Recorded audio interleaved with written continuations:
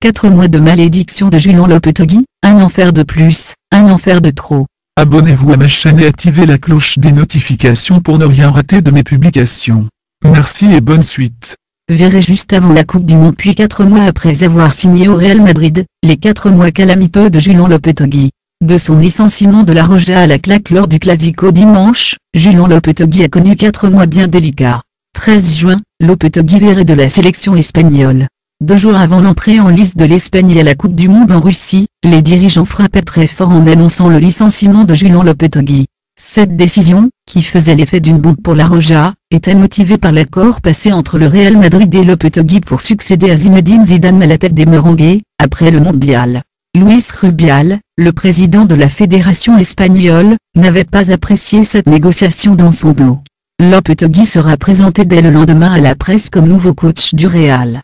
De quoi faire quelque peu passer la pilule, lui qui dirigeait là une nation favorite pour le titre suprême. 15 août, premier match officiel et première défaite. Un mois après la Coupe du Monde, Julien Lopetegui dirigeait son premier match officiel à la tête des Merengues, et pouvait compter sur la plupart de ses mondialistes. Mais au terme d'un match spectaculaire, qui se terminait en prolongation, les Madrilènes s'inclinaient lourdement, 2-4, face à l'Atlético Madrid. La première fois qu'un entraîneur du Real perdait son premier match depuis Bernd Schuster en 2007. 19 août, première victoire en championnat face à Getafe. La première victoire officielle intervient le 19 août lors de la première sortie en championnat face à Getafe, 2-0. Sans forcer son talent et avec plus de 77% de possession, le Real Madrid s'était surtout imposé grâce à un excellent Gareth Bale, titulaire indiscutable pour le nouveau coach. S'il était trop tôt pour voir ce qu'apportait Julien Lopetegui au Real, les joueurs semblaient être réceptifs aux consignes de l'entraîneur espagnol. 26 septembre, le tournant de Séville. Une défaite qui ressemble à un véritable tournant pour Julien Lopetegui et le Real Madrid.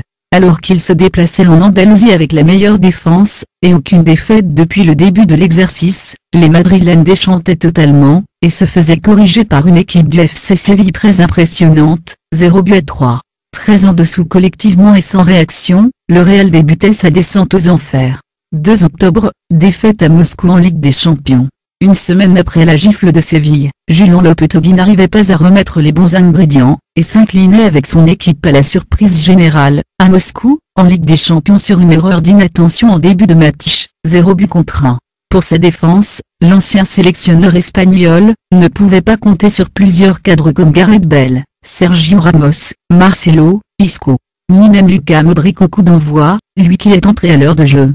Lopetegui ne pouvait également que constater le manque d'efficacité de ses joueurs, 3 poteaux. 20 octobre, revers à domicile face à Levante. En perdant pour la première fois de la saison à domicile face à Levante, Julien Lopetegui enchaînait une 3e défaite en 4 matchs. La crise s'accentuait si la possession était une nouvelle fois en faveur des Merengues, l'équipe n'arrivait pas à concrétiser, et se montrait incapable de passer le rideau défensif de Levante. Une constante du Real de Lopetegui depuis plusieurs semaines. Les rumeurs de licenciement se faisaient de plus en plus insistantes. 28 octobre, la claque du Classico en plat de fin. L'occasion était rêvée pour Julien Lopetegui de sauver sa peau. Mais face au FC Barcelone, le Real Madrid a totalement sombré, 1-5. Menés très rapidement, les Madrilènes avaient pourtant offert une réaction en seconde période en revenant à la marque grâce notamment au coaching de Lopetegui. Mais les largesses défensives et le manque d'efficacité se payaient très rapidement lorsque le Barça augmentait de nouveau le rythme. Fatal. Le licenciement se prononçait. Pour certains, il mérite ce qui lui arrive. Pour d'autres, il s'agit d'un manque d'humanité de la part des dirigeants du Real de Madrid. Bravo, vous êtes allé jusqu'à terme de cette vidéo. Félicitations. Abonnez-vous à ma chaîne et activez la cloche des notifications pour ne rien rater de mes publications. Merci et à bientôt.